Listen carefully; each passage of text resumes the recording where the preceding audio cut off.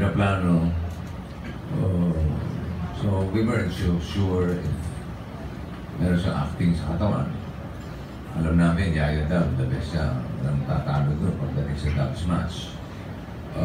Yung mga handlers niya wanted her to do workshops.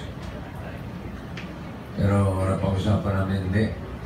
Ilabas natin kung ano yung talent na nasa kanya. Kasi nakikita naman namin na yung mga nangyayari sa Kaliseri, hindi naman maituturo yun ng ganun-ganun lang eh. Hindi madadaan sa workshop yun.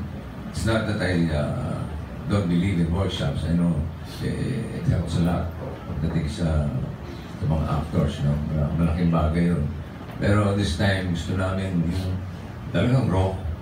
Kumbaga sa gulay, organic. Walang pestisidyo, walang pataba, walang fertilizer. Ano ba talaga? Si Maine Mendoza, hindi siya Yaya Dab. Ano ilalabas ni Maine Mendoza? At sa kagandahang palad naman, maganda ang kinalabasan ng kanyang portrayal sa pelikula. All I can say is she's a natural.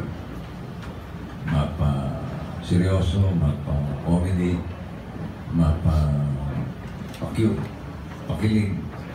She's a natural. Yan.